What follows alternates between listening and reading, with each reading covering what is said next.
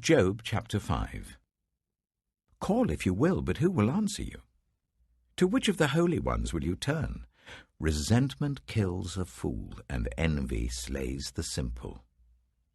I myself have seen a fool taking root, but suddenly his house was cursed.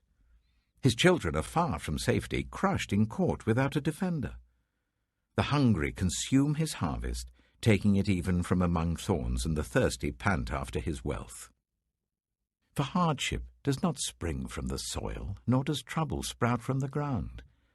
Yet man is born to trouble, as surely as sparks fly upwards. But if I were you, I would appeal to God. I would lay my cause before him. He performs wonders that cannot be fathomed, miracles that cannot be counted. He provides rain for the earth. He sends water on the countryside. The lowly he sets on high, and those who mourn are lifted to safety. He thwarts the plans of the crafty, so that their hands achieve no success. He catches the wise in their craftiness, and the schemes of the wily are swept away. Darkness comes upon them in the daytime. At noon they grope as in the night. He saves the needy from the sword in their mouth. He saves them from the clutches of the powerful. So the poor have hope, and injustice shuts its mouth. Blessed is the one whom God corrects. So do not despise the discipline of the Almighty. For he wounds, but he also binds up. He injures, but his hands also heal. From 6 calamities he will rescue you. In 7, no harm will touch you. In famine he will deliver you from death, and in battle from the stroke of the sword. You will be protected from the lash of the tongue, and need not fear when destruction comes. You will laugh at destruction and famine, and need not fear the wild animals. For you will have a covenant with the stones of the field, and the wild animals will be at peace with you. You will know that your tent is secure. You will take stock of your property and find nothing missing. You will know that your children will be many, and your descendants like the grass of the earth. You will come to the grave in full vigor, like sheaves gathered in season. We have examined this, and it is true. So hear it and apply it to yourself. Job chapter 6.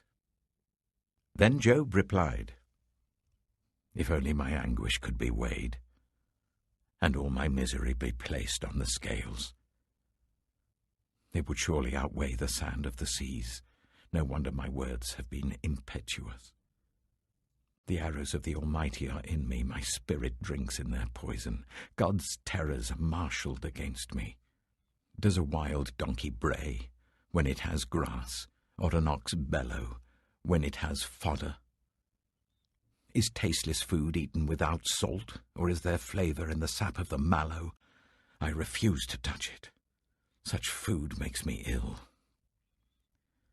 Oh, that I might have my request, that God would grant what I hope for, that God will be willing to crush me, to let loose his hand and cut off my life. Then I would still have this consolation, my joy in unrelenting pain, that I had not denied the words of the Holy One. What strength do I have that I should still hope? What prospects that I should be patient? Do I have the strength of stone? Is my flesh bronze? Do I have any power to help myself now that success has been driven from me? Anyone who withholds kindness from a friend forsakes the fear of the Almighty. But my brothers are as undependable as intermittent streams, as the streams that overflow when darkened by thawing ice and swollen with melting snow, but that stop flowing in the dry season and in the heat vanish from their channels. Caravans turn aside from their routes. They go off into the wasteland and perish. The caravans of Tema look for water. The travelling merchants of Sheba look in hope. They are distressed because they had been confident. They arrive there only to be disappointed. Now you, too, have proved to be of no help. You see something dreadful and are afraid. Have I ever said, give something on my behalf, pay a ransom for me from your wealth, deliver me from the hand of the enemy, rescue me from the clutches of the ruthless? Teach me, and I will be quiet. Show me where I have been wrong. How painful are honest words. But what do your arguments prove? Do you mean to correct what I say and treat my desperate words as wind? You would even cast lots for the fatherless and barter away your friend. But now be so kind as to look at me. Would I lie to your face? Relent, do not be unjust. Reconsider, for my integrity is at stake. Is there any wickedness on my lips? Can my mouth not discern malice?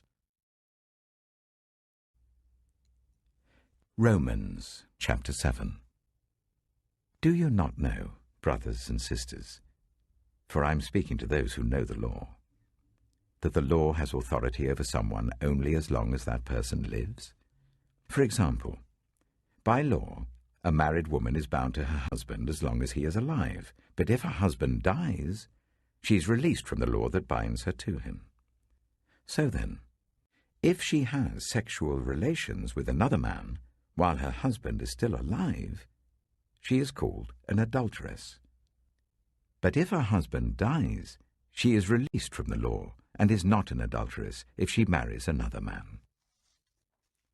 So, my brothers and sisters, you also died to the law through the body of Christ, that you might belong to another, to him who was raised from the dead, in order that we might bear fruit for God. For when we were in the realm of the flesh, the sinful passions aroused by the law were at work in us, so that we bore fruit for death. But now, by dying to what once bound us, we have been released from the law, so that we serve in the new way of the Spirit, and not in the old way of the written code. What shall we say then? Is the law sinful? Certainly not. Nevertheless, I would not have known what sin was, had it not been for the law. For I would not have known what coveting really was if the law had not said, you shall not covet. But sin, seizing the opportunity afforded by the commandment, produced in me every kind of coveting. For apart from the law, sin was dead. Once I was alive apart from the law. But when the commandment came, sin sprang to life and I died. I found that the very commandment that was intended to bring life actually brought death. For sin, seizing the opportunity afforded by the commandment, deceived me, and through the commandment put me to death. So then, the law is holy, and the commandment is holy, righteous, and good. Did that which is good then become death to me? By no means. Nevertheless, in order that sin might be recognized as sin, it used what is good to bring about my death, so that through the commandment, sin might become utterly sinful. We know that the law is spiritual, but I am unspiritual, sold as a slave to sin. I do not understand what I do. For what I want to do, I do not do. But what I hate, I do. And if I do what I do not want to do, I agree that the law is good. As it is no longer I myself who do it, but it is sin living in me. For I know that good itself does not dwell in me, that is, in my sinful nature. For I have the desire to do what is good, but I cannot carry it out. For I do not do the good I want to do, but the evil I do not want to do. This I keep on doing. Now, if I do what I do not want to do, it is no longer I who do it, but it is sin living in me that does it. So I find this law at work. Although I want to do good, evil is right there with me. For in my inner being, I delight in God's law. But I see another law at work in me, waging war against the law of my mind and making me a prisoner of the law of sin at work within me. What a wretched man I am! Who will rescue me from this body that is subject to death? Well, thanks be to God, who delivers me, through Jesus Christ our Lord. So then, I myself in my mind am a slave to God's law, but in my sinful nature a slave to the law of sin. Psalm 24. The earth is the Lord's, and everything in it, the world and all who live in it. For he founded it on the seas and established it on the waters. Who may ascend the mountain of the Lord? Who may stand in his holy place? The one who has clean hands and a pure heart, who does not trust in an idol or swear by a false god. They will receive blessing from the Lord and vindication from God their Saviour. Such is the generation of those who seek him, who seek your face, God of Jacob. Lift up your heads, you gates. Be lifted up, you ancient doors, that the King of glory may come in. Who is this King of glory? The Lord strong and mighty, the Lord mighty in battle. Lift up your heads, you gates. Lift them up, you ancient doors, that the King of glory may come in. Who is he, this King of glory? The Lord Almighty. He is the King of glory. Proverbs chapter 19. Better the poor whose way of life is blameless than a fool whose lips are perverse. Desire without knowledge is not good. How much more will hasty feet miss the way? A person's own folly leads to their ruin, yet their heart rages against the Lord.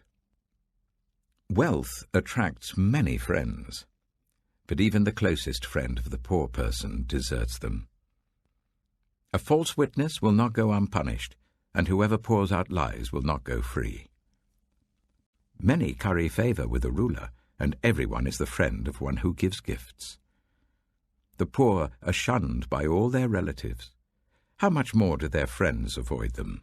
Though the poor pursue them with pleading, they are nowhere to be found. The one who gets wisdom loves life. The one who cherishes understanding will soon prosper. A false witness will not go unpunished, and whoever pours out lies will perish.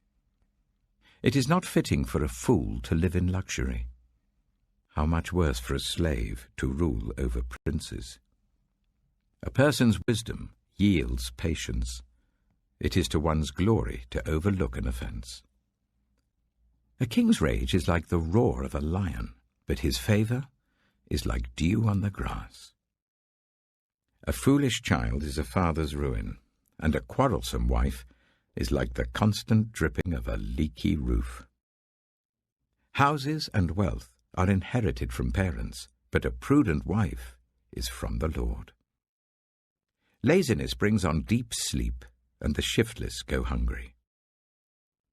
Whoever keeps commandments keeps their life, but whoever shows contempt for their ways will die.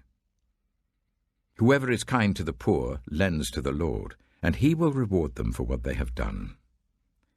Discipline your children, for in that there is hope. Do not be a willing party to their death. A hot-tempered person must pay the penalty. Rescue them, and you will have to do it again. Listen to advice and accept discipline, and at the end you will be counted among the wise. Many are the plans in a person's heart, but it is the Lord's purpose that prevails. What a person desires is unfailing love. Better to be poor than a liar. The fear of the Lord leads to life. Then one rests content, untouched by trouble. A sluggard buries his hand in the dish. He will not even bring it back to his mouth. Flog a mocker, and the simple will learn prudence. Rebuke the discerning, and they will gain knowledge. Whoever robs their father and drives out their mother is a child who brings shame and disgrace. Stop listening to instruction, my son, and you will stray from the words of knowledge. A corrupt witness mocks at justice, and the mouth of the wicked gulps down evil. Penalties are prepared for mockers, and beatings for the backs of fools.